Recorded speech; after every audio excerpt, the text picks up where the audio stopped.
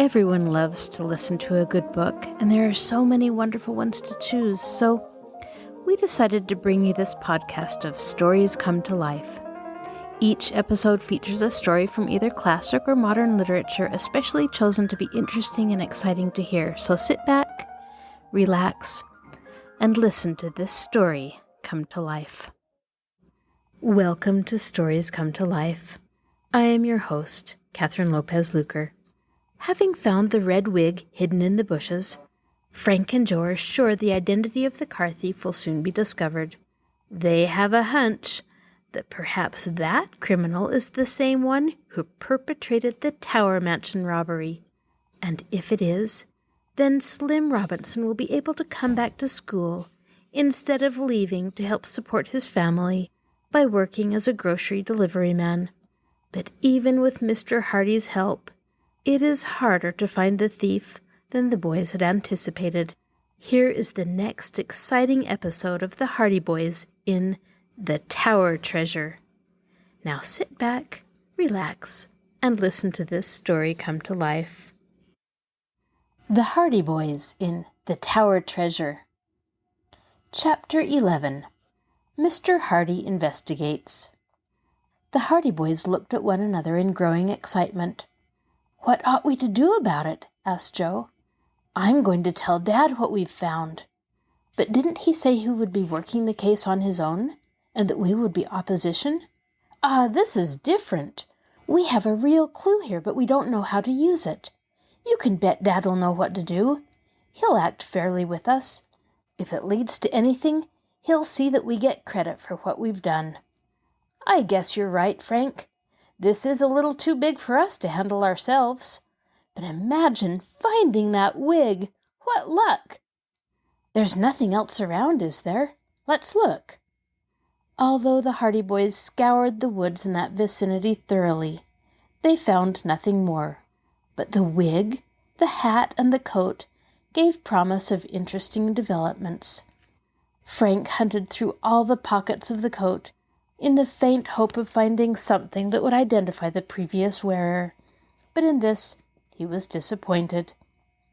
So they went back to the abandoned road and remounted their motorcycles, returning to Bayport with the articles they had found in the woods.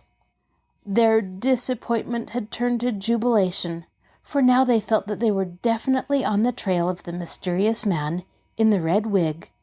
And while ostensibly there was no connection between this fellow and the thief who had robbed Tower Mansion, Frank had, as he said, a hunch that the auto thief and the robber of the mansion were one and the same man. "If we ever lay our hands on the man who stole Chet's roadster, I'm sure we'll have gone a long way toward solving the Tower affair," said Frank to his brother. "I may be wrong, but I have an idea that the fellow was a professional crook, who first set out to rob the steamboat office. Then, when he was frightened off, he hung around the city and waited his chance to rob Tower Mansion." Mr. Hardy was still in the library when the boys returned home. The great detective was frankly surprised when his sons again entered the room, and he looked up with the suspicion of a twinkle in his eyes. "What? More clues?" he exclaimed.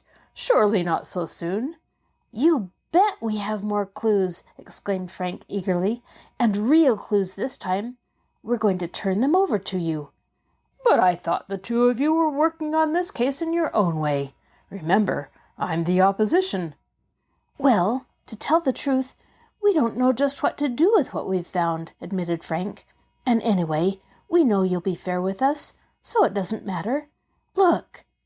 And with that he tossed the red wig on the table. He kept the coat and the hat behind his back. Fenton Hardy leaned forward quickly and picked up the wig with an inquiring glance at his sons. "So," he murmured, "you found the wig." He examined it intently. Then he opened a drawer of his desk and produced the filament of wig that the boys had found in the smashed car by the road. This he applied to a torn part of the wig itself. It fitted perfectly. "It's the wig, all right," he declared, looking up. "Where did you find it? By the smashed car?" No, hidden in the bushes near the place where Chet's roadster was found. Mr. Hardy whistled solemnly. Well, good work. He turned the wig over and over in his hands, carefully examined it under a microscope, and then tossed it back on the desk. There aren't so many wigs sold that one can't trace them, he observed. This happens to be made by a small company that doesn't turn out a great many wigs in a year. It's sort of a sideline with them. How can you tell? There's a little mark on the inside that distinguishes the manufacturer. Just a trademark, hardly noticeable. And we found these as well, said Frank, handing over the coat and hat. Mr. Hardy's eyes opened wide. Well, well, he exclaimed. You have been busy, haven't you? They were all hidden in the same place. And well hidden, too, I'll warrant. We were sure there must be clues of some kind around that car, so we searched every inch of the woods round about. Good, said Mr. Hardy approvingly. You didn't miss any chances. I'm not saying these clues will lead to the capture of the fellow, but they will go a long way toward finding him. What should we do with them? Mr. Hardy looked up at his sons and smiled. Well, you've shared your clues with me, so I suppose I may as well share some of my experience with you. What do you say if I go to the city and try to trace up some of these labels? This hat, for instance. And he picked it up from the table, examining the band intently. There's a label here. Of course, the hat may have been sold a long time ago, and it isn't likely that the man who sold it would remember who bought it. But there's always the chance that the store may not be very far from where the fellow lives. You get my idea? And the coat, too. If we can find any trace of who bought the wig, we may be able to connect up the other things as well. Gosh, I never thought of that, admitted Frank. It's a slim chance, but as I said before, we can't afford to overlook any chances. I'll take them to the city and see what I can do. It may mean everything, and it may mean nothing. Don't be disappointed if I come back empty-handed, and don't be surprised if I come back with some valuable information. Mr. Hardy tossed the wig, the coat, and the hat into a club bag that was standing open near his desk. The great detective was accustomed to being called away suddenly on strange errands, and he was always prepared to leave at a moment's notice. Not much use starting now, he said, glancing at his watch, but I'll go to the city the first thing in the morning. In the meantime, don't rest on your oars, as the saying is. Keep your eyes and your ears open for more clues. The case isn't over yet, by any means. Mr. Hardy picked up some papers on his desk as a hint that the interview was over, and the boys left the library. They were in a state of high excitement, for they were confident now that they had made valuable progress in the case, and that they were sure that if the wig and the garments could be of any use at all toward locating the crook, Mr. Hardy would be the man to use them. When they went to bed that night they could hardly sleep, so elated were they over their discovery near the abandoned roadway. He must have been a pretty smart crook, murmured Joe, after they had talked long into the night. The idea about that wig was clever. I bet he was an experienced guy. The smarter they are, the harder they fall, replied Frank. It's the experienced crook that the police always look for. If this fellow has any kind of a record at all, it won't take long for Dad to run him down. I've heard Dad say that there's no such thing as a clever crook. If he was really clever, he wouldn't be a crook at all. Yes, I guess there's something in that, too. Oh, but it shows that we're not up against any ordinary amateur. This fellow must be a slippery customer. He'll have to be mighty slippery from now on. Once Dad has a few clues to work on, he never lets up till he gets his man. Well, let's hope he gets this one. He'll think a lot more of us as detectives if he does. And with that, the boys fell asleep. When they went down to breakfast the following morning, they found that Fenton Hardy had left for New York on an early morning train. The Hardy boys went to school, But all through that morning they could scarcely keep their minds on their work. Their thoughts were far afield. They were wondering how Fenton Hardy was faring on his quest to New York, and it was not until after Frank had drawn a reprimand from one of his teachers because he absent-mindedly answered "Red Wig" when asked to name the capital of Kansas, that they settled down to work and tried to put the affair of the wig and the abandoned clothes from their minds. Slim Robinson was at school that day, but after 4 o'clock he confided to the Hardy boys that he was leaving. "It's no use," he said. "Father can't keep me in school any longer, and it's up to me to pitch in and help the family. I'm to start work tomorrow for a grocery company." And you wanted to go to college," exclaimed Frank. "It's a shame, that's what it is." "Can't be helped," replied Perry with a grimace. "I can consider myself lucky I got this far. I guess I'll have to give up all those ideas now and settle down to learn the grocery business. There's one good thing about it. I'll have the chance to learn it from the ground up. I'm starting in the delivery department. Perhaps, in about 50 years, I'll be the head of the firm." "You'll make good at whatever you tackle," Joe assured him, "but I'm sorry you won't be able to go through college as you wished. Don't give up hope yet, Slim. You never know what may happen. Perhaps they'll find the fellow who did rob Tower Mansion." Both boys wanted to tell their chum about the clues they had discovered the previous day, but the same thought was in their minds, that it would be unwise to raise false hopes. It would go much harder with Perry, they knew, if he began to think the capture of the thief was imminent, only to have the hope dashed to earth again. So they said goodbye to him and wished him good luck.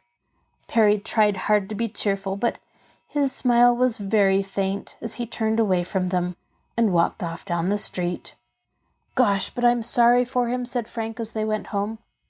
"He was such a hard worker in school, and he counted so much on going to college." "We've just got to clear up the Tower robbery, that's all there is to it," declared his brother. "Perhaps Dad is back by now. There's a train from New York at 3 o'clock. Let's hurry home and see." But when the Hardy boys arrived home, they found that their father had not yet returned from the city. "We'll just have to be patient, I guess," said Frank. "No news is good news." And with this philosophic reflection, the Hardy boys were obliged to comfort themselves against the impatience that possessed them to learn what progress their father was making in the city toward following up the clues they had given him. Chapter 12. Days of Waiting. Fenton Hardy had high hopes of a quick solution of the mystery when he went to New York. Possession of the wig, the hat, and the coat gave him 3 clues, any one of which might lead to tracing the previous owner quickly, and the detective was confident that it would not be long before he would unravel the tangled threads. He had not stated his optimism to the boys, being careful not to arouse their hopes, but in his heart he thought it would be but a matter of hours before he ran the owner of the red wig to earth. But obstacles presented themselves before him in bewildering succession. The wig appeared to be his chief clue, and when he arrived in the city, he went directly to the head office of the company that had manufactured it. When he sent his card in to the manager, he was readily admitted, for Fenton Hardy's name was known from the Atlantic to the Pacific.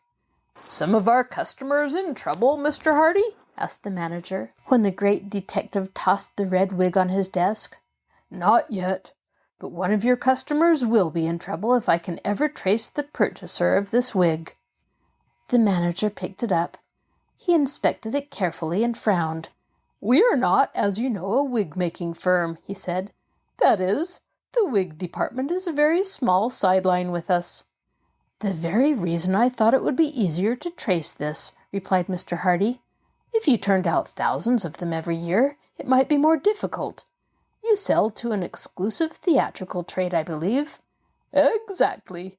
If an actor wants a wig of some special nature, we do our best to please him. We only make the wigs to order." "Then you'll probably have a record of this one." The manager turned the wig over in his hands, glanced carefully at the inside, felt of the weight and texture, then pressed a button at the side of his desk. A boy came and departed with a message. "It may be difficult. This wig is not new. In fact, I would say it was turned out about 2 years ago. A long time, but still, I'll do the best I can." A bespectacled old man shuffled into the office at that moment, in response to the manager's summons, and stood waiting in front of the desk. "Kaufman here," said the manager, "is our expert. What he doesn't know about wigs isn't worth knowing." Then, turning to the old man, he handed him the red wig. "Remember it, Kaufman?" The old man looked at it doubtfully. Then he gazed at the ceiling. Red wig," he muttered. "About 2 years old, isn't it?" prompted the manager.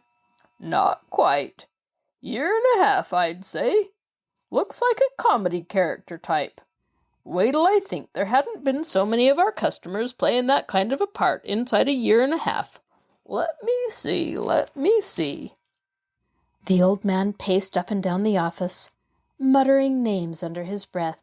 Suddenly he stopped, snapping his fingers. "I have it," he said. "It must have been Morley who bought that wig. That's who it was. Harold Morley. He's playing in Shakespearean repertoire with Hamlin's company. Very fussy about his wigs. Has to have 'em just so. I remember he bought this one because he came in about a month ago and ordered another just like it." "Why would he do that?" asked Mr. Hardy. Kaufman shrugged his shoulders. "Ain't none of my business. Lots of actors keep a double set of wigs. Morley's playing down at the Crescent Theatre right now. Call him up." "I'll go and see him," said Mr. Hardy, rising. "You're sure he's the man who ordered that wig?" "Positive," replied Kaufman, looking hurt. "I know every wig that goes out of my shop.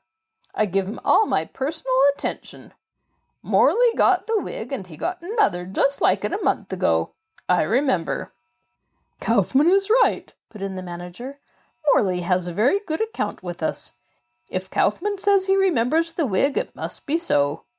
"Well, thank you for your trouble," answered Fenton Hardy. "I may be able to see Mr. Morley in his dressing room if I hurry. It lacks about half an hour of theatre time." "You'll just about make it. Glad to have been of service, Mr. Hardy. Any time we can do anything for you, just ask." "Thank you." And Fenton Hardy shook hands with Kaufman and the manager, then left the office, bound for the Crescent Theatre. But the detective's hopes were not as high as they had been. He knew that Morley, the actor, was certainly not the man who had worn the wig on the day the roadster was stolen, for the Shakespearean company of which Morley was a member had been playing a 3-month run in New York. It would be impossible for the actor to get away from the theatre long enough for such an escapade, just as it was improbable that he would even try to do so. He presented his card to a suspicious doorman at the Crescent, and was finally admitted backstage and shown down a brilliantly lighted corridor to the dressing room of Harold Morley. It was a snug little place, the dressing room, for Morley had fitted it up to suit his own tastes, once it was assured that the company would remain at the Crescent for an extended run. There were pictures on the walls, a potted plant in the window overlooking the alleyway, and a rug on the floor.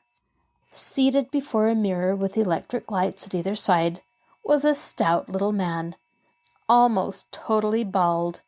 He was diligently rubbing cold cream on his face, and when Fenton Hardy entered, he did not turn around, but eyeing his visitor in the mirror, casually told him to sit down.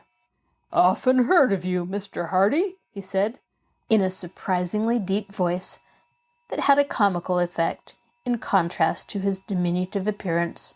"Often heard of you. Glad to meet you. What kind of call is this? Social or professional?" "It's professional." Morley continued rubbing cold cream on his jowls. "Spill it," he said briefly. "What is it all about?" "Ever see this wig before?" asked Mr. Hardy, tossing the red wig on the table. Morley turned from the mirror and an expression of delight crossed his plump countenance. "Well, I'll say I've seen it before," he declared. "Old Kaufman, the best wig maker in the country, made that for me about 1.5 years ago. That's the kind of wig I wear for Lancelot Gobbo in The Merchant of Venice. Where did you get it? I sure didn't think I'd ever see that wig again." "Why?" "Stolen from me. Some low-down egg cleaned out my dressing room one night. During the performance, nerviest thing I ever heard of, came right in here when I was doing my stuff out front, grabbed my watch and money and a diamond ring I had lying by the mirror, took this wig and a couple of others that were lying around and beat it.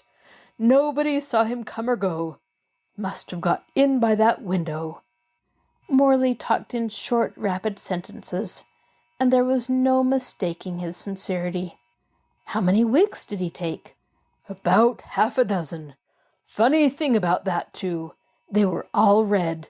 Took nothing but red wigs. I told the cops to be on the lookout for a red-headed thief. I didn't worry so much about the other wigs, for they were for old plays. But this one was being used right along. Kaufman made it specially for me. I had to get him to make another. But say, where did you find it?" "Oh, just a little case I'm investigating. The crook left this behind him. I was trying to trace it." "Well, you've traced it all right. But that's all the help I can give you. The cops never did find out who cleaned out my dressing room." Mr. Hardy was disappointed. The clue of the red wig had only led to a blind alley. But he concealed his chagrin and tossed the wig over to Morley. "Gee, and I'm sure glad to get it back again," declared the actor. "Things haven't gone right with me at all since I lost that wig. Losing it brought me a whole flock of bad luck. Sorry I can't help you find the guy who took it. What's he been up to now?" Fenton Hardy evaded the question. "Oh, I'll probably get him some other way. Give me a list and description of the stuff he took from you. Perhaps I can trace him through that." "Hop to it," said Morley breezily. "Hop right to it, old man. Here's the list of the stuff right here." He reached in a drawer and drew out a sheet of paper which he handed over to the detective. "That's the same list I gave the cops when I reported the robbery. Number of the watch and everything." Mr. Hardy folded the list and put it in his pocket. Morley glanced at his watch, lying beside the mirror, face up, and gave an exclamation. "Huh! Suffering Sebastopol! Curtain in 5 minutes and I'm not half made up yet. Excuse me, Mr. Hardy, but I've got to get busy. In this business I'll be ready in a minute doesn't go." He seized a stick of grease paint and feverishly resumed the task of altering his appearance to that of the character he was portraying at the matinee that day. Mr. Hardy, smiling at the actor's casual informality, withdrew from the dressing room and made his way out to the street. "A blind alley," he muttered. "I was sure I could trace the fellow by means of the wig. Oh, well." He shrugged his shoulders. "I still have the hat and coat. And if the worst comes to the worst, I can try to trace the chap through the stuff he stole from Morley. For it was probably the same man. But it looks like a big job." It was a big job. Efforts to trace the purchaser of the hat and coat were fruitless. The search ended at a second-hand store, where the owner vainly tried to sell Mr. Hardy a complete outfit of clothing at a bargain, but could not or would not remember who had bought the coat from him. He sold so many coats and at such bargains that he could not remember the customers who came into his store. Mr. Hardy was forced to retire, defeated. The predominating quality of the detective's character was patience. When he found that he could not trace the thief through the wig, the hat, or the coat, he doggedly set to work trying to trace the man who had broken into the dressing room of the actor Morley, and this in spite of the fact that the police had already given up that case as hopeless. Then, in his spare time, Mr. Hardy spent hours at police headquarters, poring over records, searching for particulars of hundreds of red-headed criminals. It was over a week before he found what he wanted, and it came from a chance note at the bottom of a police description of a thief who was at that time out on parole. But when Fenton Hardy saw the note, he knew he had stumbled onto the clue he needed, and he smiled grimly.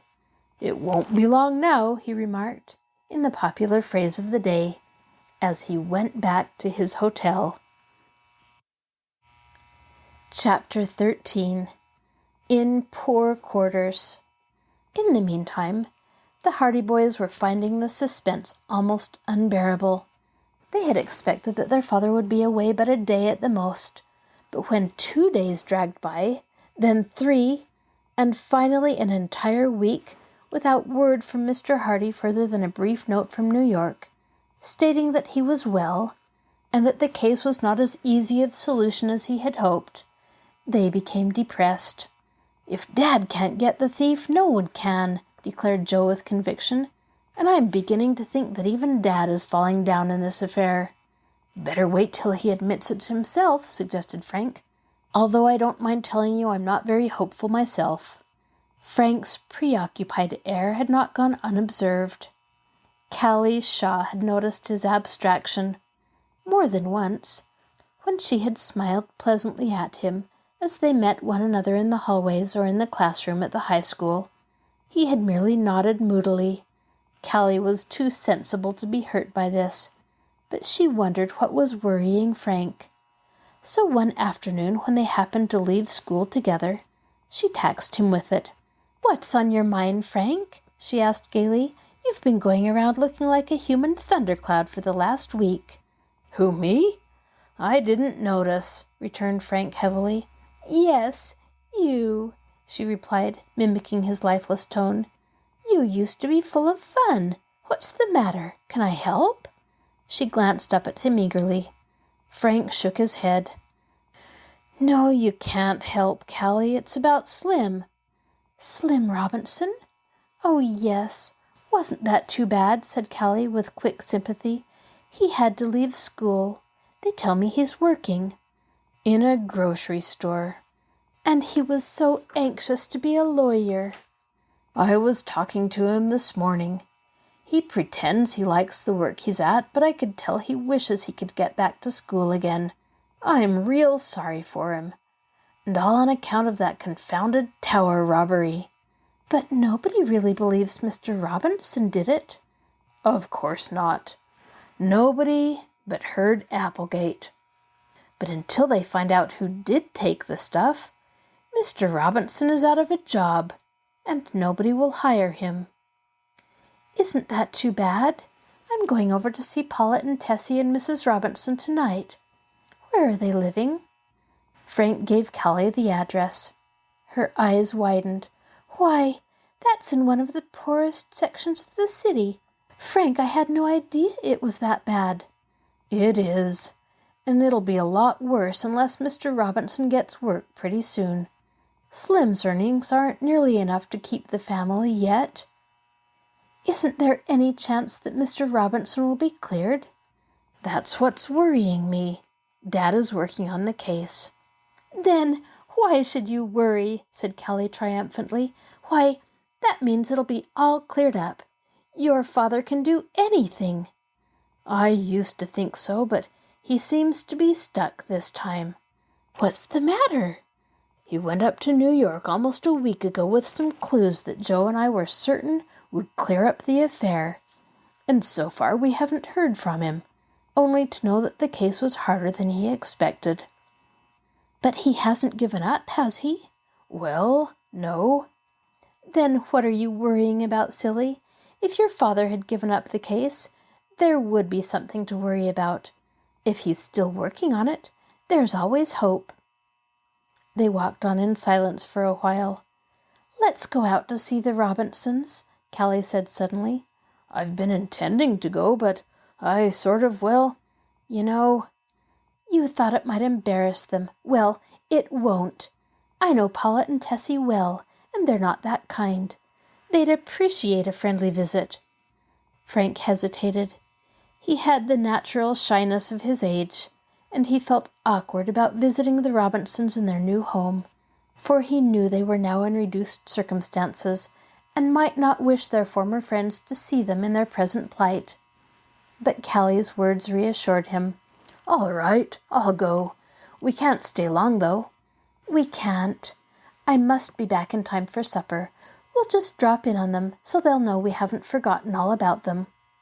"I thought you were going over to see them tonight." "I was, but I've changed my mind. I want you to come with me now." Frank hailed a passing streetcar, bound for the section of the city in which the Robinsons lived, and they got on board. It was a long ride, and the streets became poorer and meaner as they neared the outskirts of Bayport. "It's an outrage, that's what it is," declared Callie abruptly. "Mrs. Robinson and the girls were always accustomed to having everything so nice, and now they have to live away out here. Oh, I hope your father catches the man that committed that robbery." Her eyes flashed out, and for a moment she looked so fierce that Frank laughed. "I suppose you'd like to be the judge and jury at his trial, eh?" he chuckled. "I'd give him 100 years in jail." When at length they came to the street to which the Robinsons had moved, they found that it was an even poorer thoroughfare than they had expected. There were squalid shacks and tumble-down houses on either side of the narrow street, and ragged children were playing in the roadway. At the far end of the street, they came to a small, unpainted cottage that somehow contrived to look neat in spite of the surroundings. The picket fence had been repaired, and the yard had been cleaned up. "This is where they live," said Frank. "It's the neatest place on the whole street." Paula answered their knock. Her face lighted up with pleasure when she saw who the callers were. "Frank and Callie!" exclaimed the girl. "You've come to see us. Come in. We're dying of loneliness. There hasn't been a soul out this way since we moved." Callie flashed Frank a look of triumph and whispered, "There now, didn't I tell you they'd be glad?" as they went into the house. They were greeted with kindly dignity by Mrs. Robinson, and with girlish good humor by Tessie. Mrs. Robinson received them with the same self-possession she would have shown them had they been back at the Tower Mansion. And Frank wondered at himself for thinking that these good people might be ashamed to meet their old friends in this new and humbler home. "We can't stay long," explained Callie, "but Frank and I just thought we'd run out to see how you all are." "We're all well. That's one mercy to be thankful for," answered Mrs. Robinson. "Perry is working. I suppose you knew that." "And Mr. Robinson?" inquired Frank. She shook her head. "Not yet." Mrs. Robinson's lips quivered. "It's so hard for him," she said. "Without a recommendation, you know. It looks as though he might have to go to another city to get work." "And leave you here?" "I suppose so. We don't know what to do." "It's so unjust," flared Paula. "Papa didn't have a thing to do with that miserable robbery, and yet he has to suffer for it just the same." "Has your father discovered anything yet, Frank?" asked Mrs. Robinson hesitantly. "I'm sorry," admitted Frank. "We haven't heard from him. He's been away in New York following up some clues, but so far there's been nothing. Of course, it isn't often he falls down on a case. We hardly dare hope that he'll be able to clear Mr. Robinson. The whole case is so mysterious." "I've given up thinking of it," Tessie declared. "If it is cleared up, all well and good. If it isn't, we won't starve at any rate, and Papa knows we all believe in him." "Yes, I suppose it doesn't do much good to keep talking about it," agreed Mrs. Robinson. "We've gone over it so thoroughly that there's nothing more to say."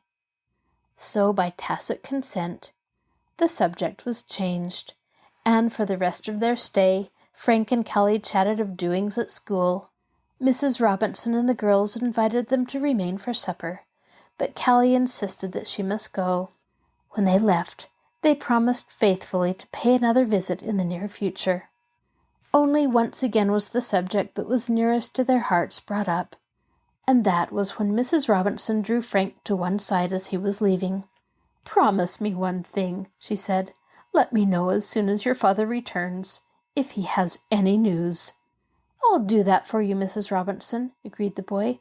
"I know what this suspense must be like for you. It's terrible, but as long as Fenton Hardy is working on the case, I'm sure that it will be cleared up if it is humanly possible." And with that, the matter rested. Callie was unusually silent all the way home. It was evident that she had been profoundly affected by the change that the Tower Mansion mystery had caused in the lives of the Robinsons. Naturally sympathetic and tender-hearted, she felt keenly the injustice of it all, and she realized even more than Frank what it had meant to Mrs. Robinson and the girls to move from their comfortable home in the mansion to the squalid and distant part of the city in which they now lived. Callie lived but a few blocks away from the Hardy home, and Frank accompanied her to the gate. "Oh, mercy!" she exclaimed, glancing at her watch. "It's after 6. I'm away late for supper." "So am I. I'll see you tomorrow." "Surely, but Frank—" "Yes?" Callie hesitated, then looked directly into his eyes. "Frank," she said, "if your father somehow doesn't clear up this affair, you and Joe simply must do it. You must. For the Robinsons. It means so much to them." "Dad won't fall down on it, don't worry. And Joe and I are giving all the help we can." His confidence was contagious. Callie brightened up immediately. "In that case," she said gaily, "the mystery is as good as solved. The 3 best detectives in the world are working on it. Goodbye, Frank." With that, she ran lightly into the house. Chapter 14. Red Jackley. It was another week before Fenton Hardy returned to Bayport. Contrary to the expectations of the boys, he did not arrive from New York. Instead, he came home early one morning, having reached the city by a train from the west. He had sent no advance notice of his arrival, and the first his sons knew of it was when a servant told them that their father had reached the house in the early hours of the morning, plainly careworn and travel-stained. He had gone immediately to bed, leaving orders that he was on no account to be disturbed. This was at breakfast, and although the boys were wild with impatience to learn the outcome of their father's trip, they were obliged to curb their curiosity. Mr. Hardy was still sleeping when they left for school that morning, and to their surprise, he was asleep when they came back home for lunch. "He must be mighty tired," remarked Joe. "I wonder where on earth he came from. Probably been up all night. When Dad gets hard at work on a case, he forgets all about sleep. I'll bet he found something." "Oh, I hope so. But I wish he'd wake up and tell us. I hate to go back to school without knowing." But Mr. Hardy had not awakened by the time the boys set out for school again, although they lingered until they were in danger of being late. All afternoon they were tormented by curiosity. Where had their father been? What had he discovered? As soon as school was out, they fled down the steps, broke away from the group of boys anxious to get up a baseball game, and shattered all records in their race for home. Fenton Hardy was in the library, and as they rushed panting into the room, he grinned broadly at his sons, for he was quite well aware that they were impatient to hear an account of his trip. He looked refreshed after his long sleep, and it was evident that his trip had not been entirely without success, for his manner was cheerful. The Hardy boys knew their father well, and they knew that when a case was difficult of solution, the great detective became moody and worried. "What luck, Dad?" asked Frank, perching on the arm of an easy-chair. Mr. Hardy raised his eyebrows, pretending not to understand. "About what?" he inquired. "About the case, the Tower Mansion case, the red wig. Did you find out who owned it? Did you catch the thief?" "Whoa, whoa, whoa, whoa! Not all at once. One question at a time, please. Now do I understand that you want to know if I found out anything about the Tower Mansion affair?" "Oh, don't keep us waiting, Dad," pleaded Joe. "You know that's what we're asking you about." "Well, answered Mr. Hardy. Yes, and no. That's not much of an answer, objected Frank in disappointment. It's the best answer I can give, unfortunately. I did find out something about the red wig, but as for connecting its wearer with the Tower robbery, that is still to come.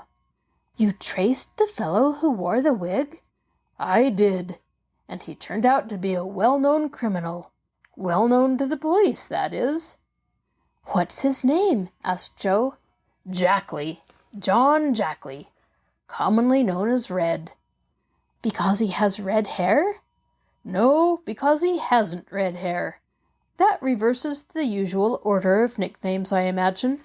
But this fellow Jackley has a fondness for wearing red wigs. And was he the man who stole Chet's roadster?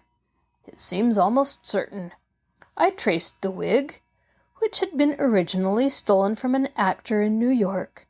I traced it to Jackley, because his habit of wearing red wigs is well known to the police, and by locating him and keeping a close watch on him, and paying a call at his rooms one night when he was out, I managed to find some of the loot that he had taken when he robbed the actor. That seemed to connect everything up pretty well. Where did you find him? Asked Frank. In New York. He wasn't in hiding, for he hadn't been sought for any particular crime at the time.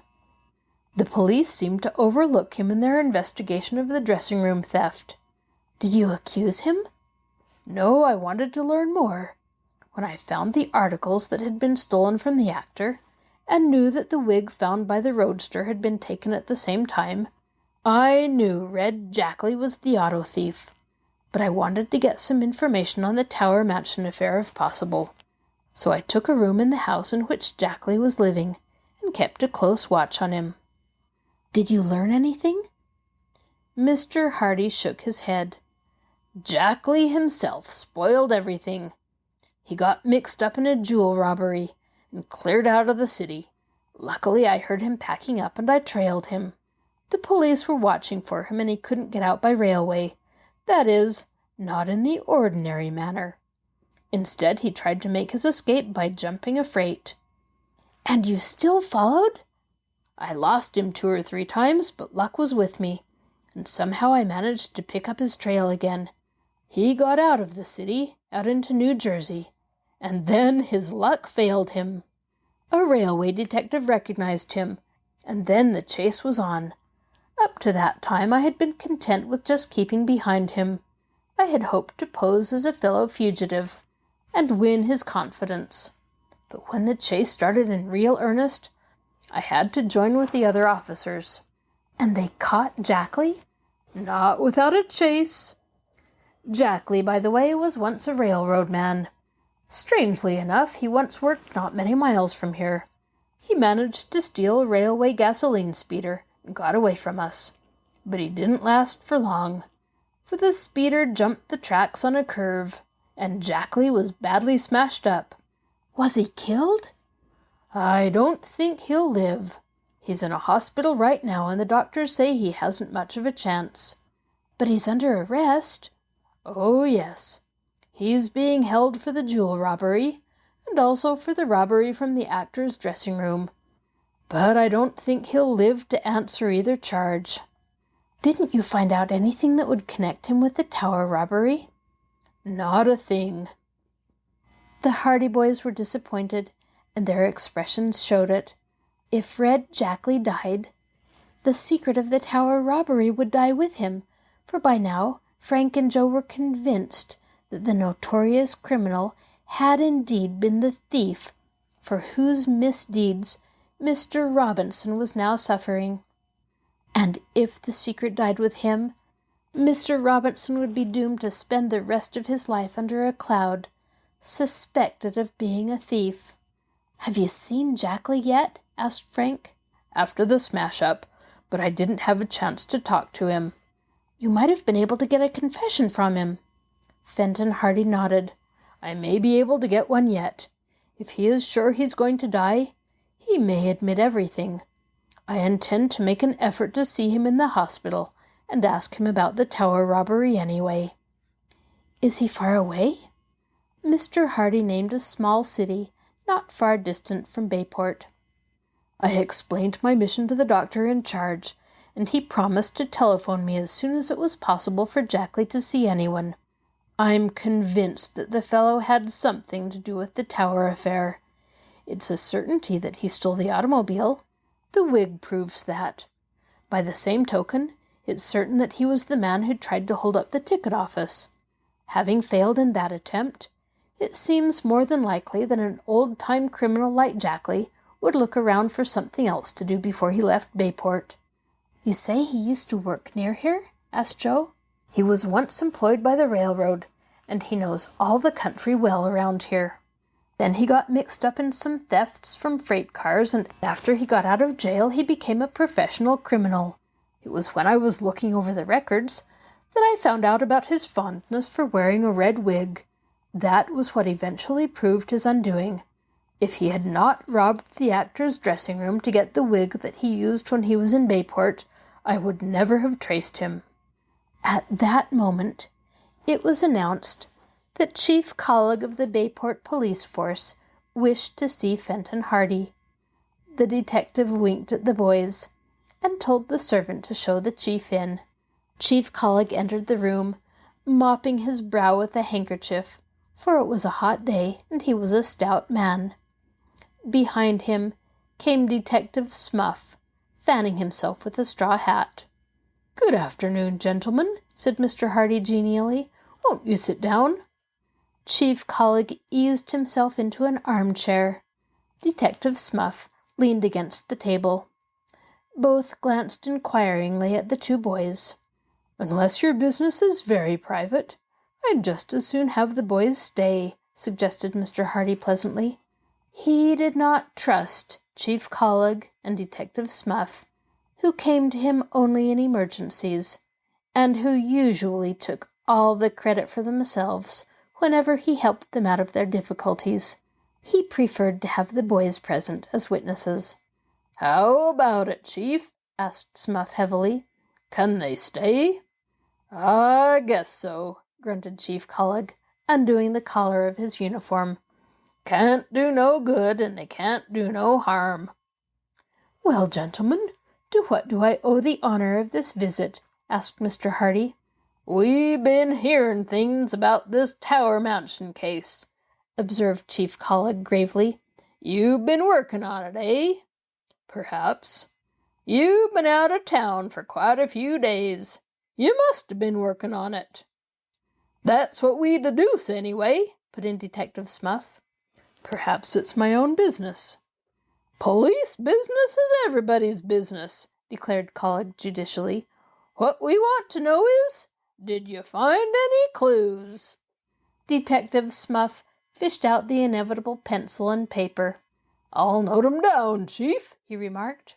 "You may as well put back the notebook, Smuff," snapped Fenton Hardy with annoyance. "If I went away, it's my own business. And if I'm still working on the Tower robbery, that's my business too. I'll thank you to keep to your own affairs." Chief Colleague opened his mouth, then closed it again. He took out his handkerchief and mopped his brow, all the while staring at Fenton Hardy. Then he turned and gazed at Smuff. "Detective Smuff," he said in a solemn voice, "did you hear that?" "I did." "What do you think of it, Detective Smuff?" I think... Detective Smuff groped for an expression that would encompass the magnitude of the offense. "I think Mr. Hardy is guilty of obstructing the cause of justice," he said grandly. "Obstructing fiddlesticks," said Mr. Hardy. "I'm minding my own business," which is more than some police officers seem capable of doing. Chief Colleague sighed. "The trouble with you, Mr. Hardy," he said, "is that you won't cooperate. If you cooperated a little more, we'd all be farther ahead.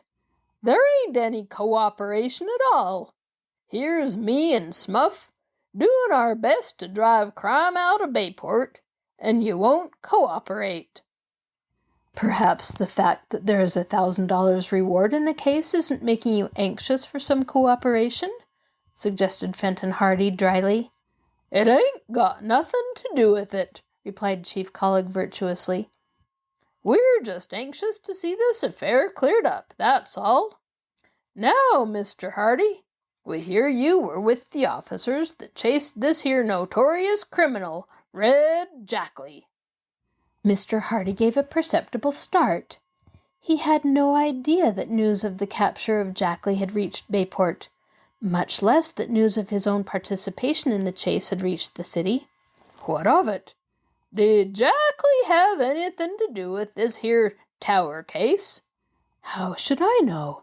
Wasn't that what you were working on? That's my affair. Detective Smuff and Chief Colleague looked at one another. You ain't cooperating, complained Chief Colleague. You're going to put us all to a whole lot of worry and expense just because you won't give us a little cooperation. What do you mean? Detective Smuff and me was thinking of going over to the hospital where this man Jackley is and giving him the 3rd degree about that tower case. Fenton Hardy's lips narrowed into a straight line. You can't do that. The doctor won't let you see him. We're going to try anyway.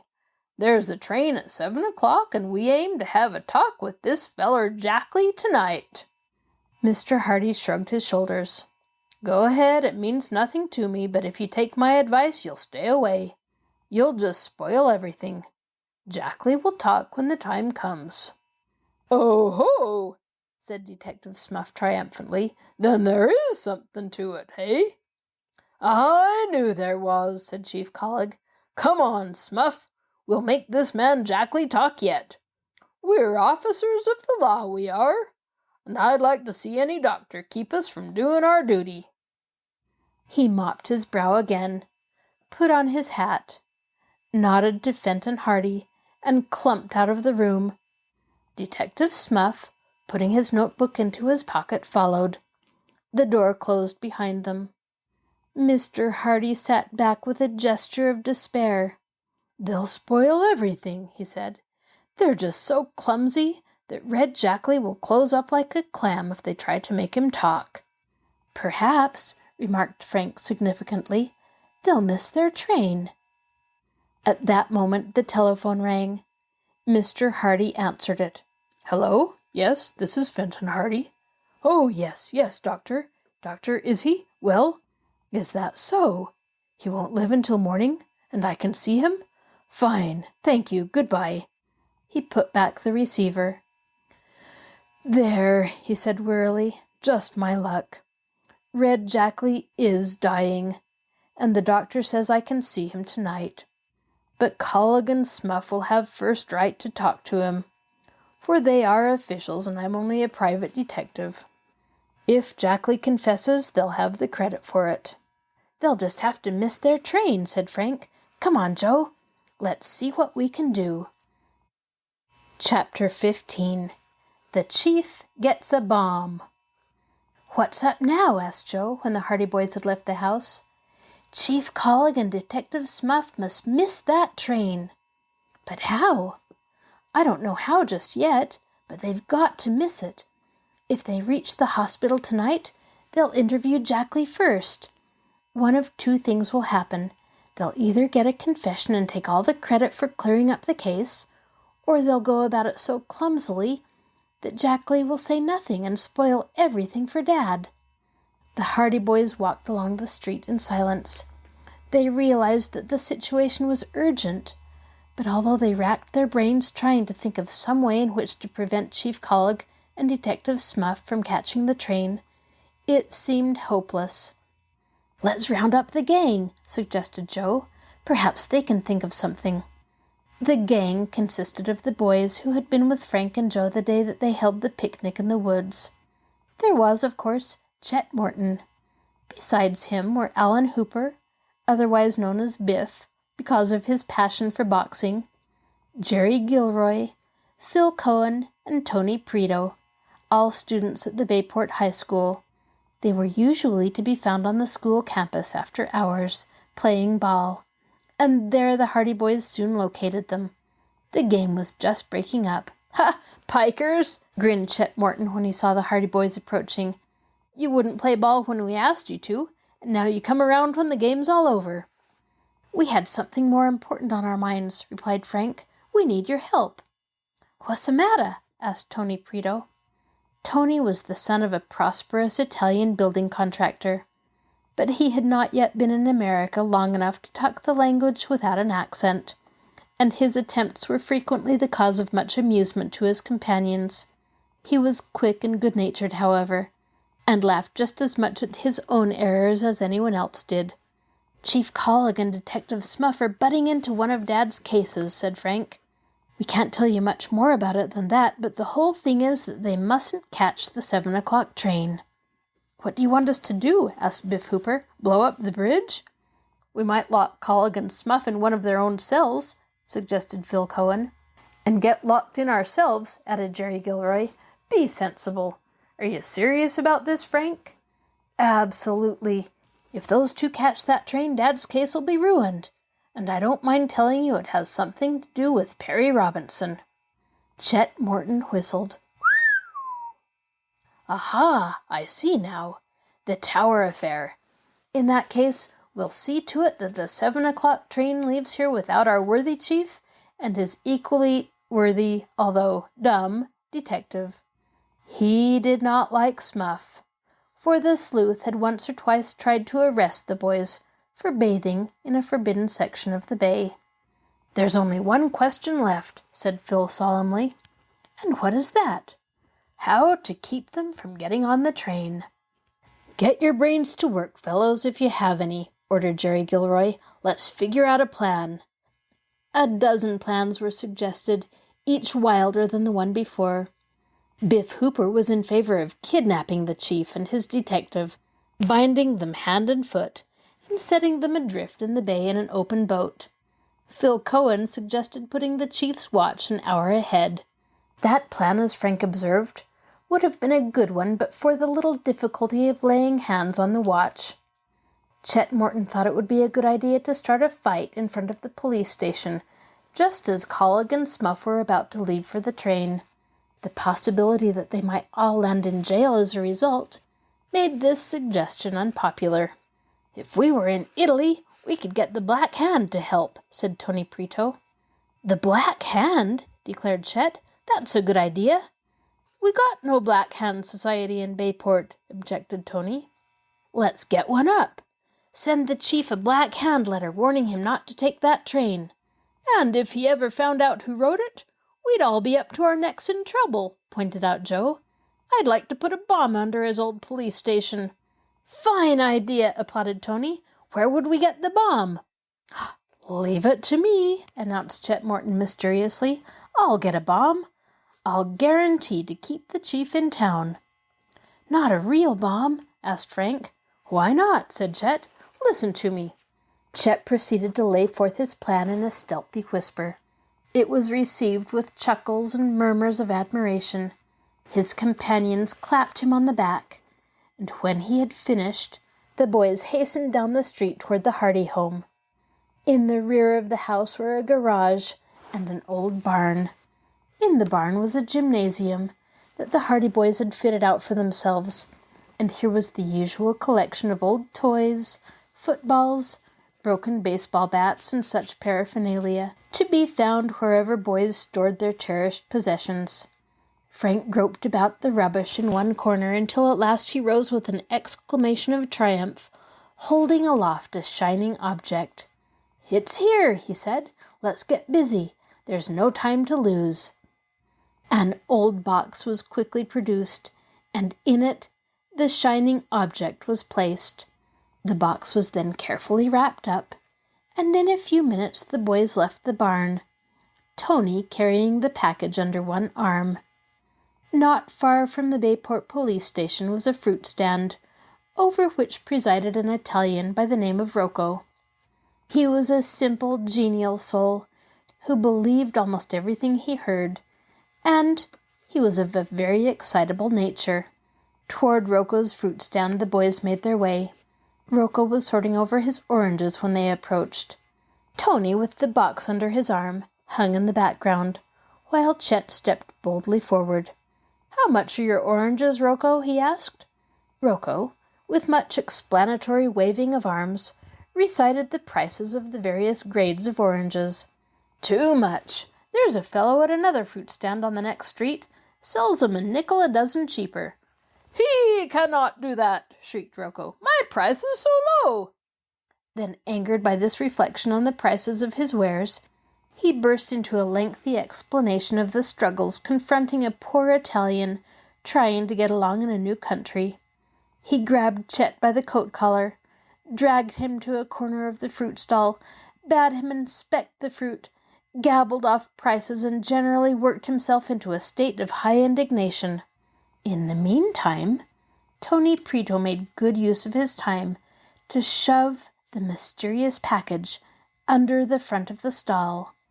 Then he joined the other boys who had screened his movements by gathering about Rocco. "You'll have the Black Hand after you if you keep on charging such high prices.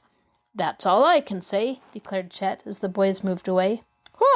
What do I care for the Black Hand? You do not frighten me," said Rocco bravely. But he gulped when he said it, and there was no doubt about it that the shot had gone home. It was now after 6 o'clock, and the boys decided that in the interests of their plan, they would have to brook the parental wrath by being late for supper. Frank had assumed that Chief Collig and Detective Smuff would be leaving to catch the train at about 10 minutes to 7, so shortly after 6:30, Phil Cohen, who had remained in the background during the interview with Rocco, walked smartly up to the fruit stand again. The others were viewing the scene from around the corner of a nearby building. "Banana," said Phil briefly, tossing a nickel onto the counter. When he had received the fruit, he began to eat it, at the same time chatting with Rocco.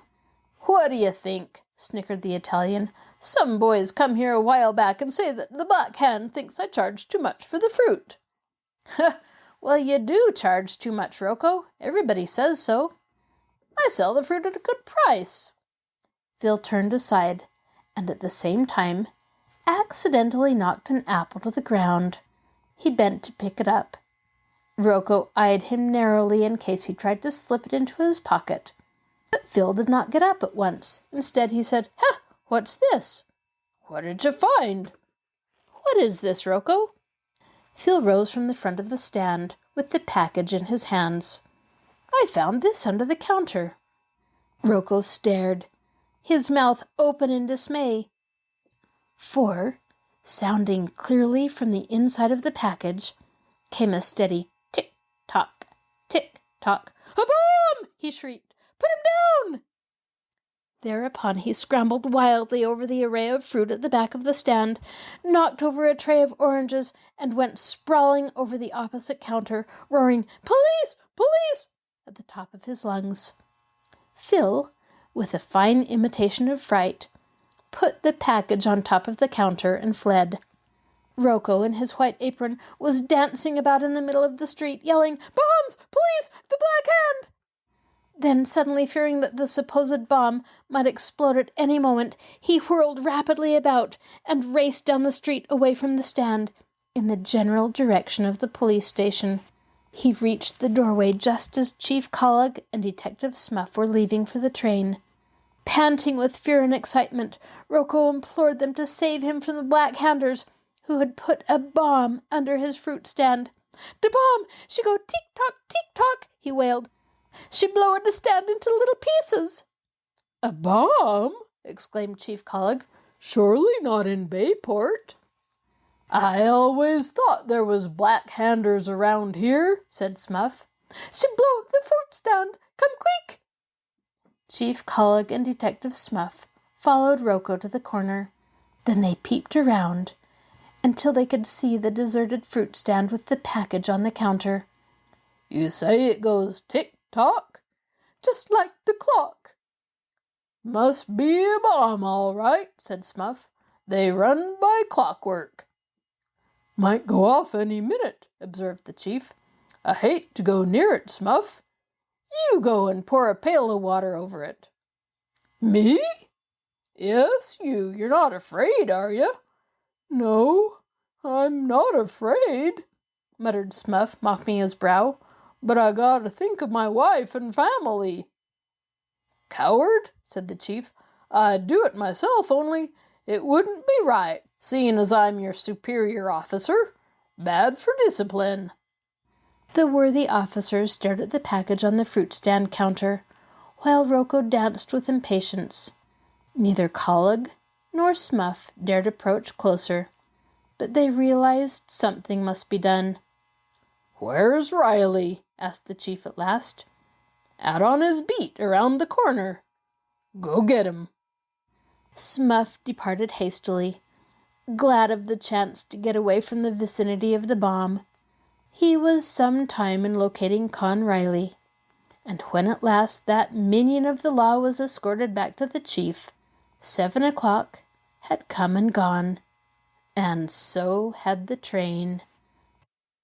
This is your host, Kathryn Lopez Luker. Thank you for joining us for this episode of Stories Come to Life. Be sure to join us next time when we continue to listen to the adventures of the Hardy Boys in The Tower Treasure. I'd love to hear from you, so please send an email to me at kluker@marshallpl.org. I'll talk to you again soon.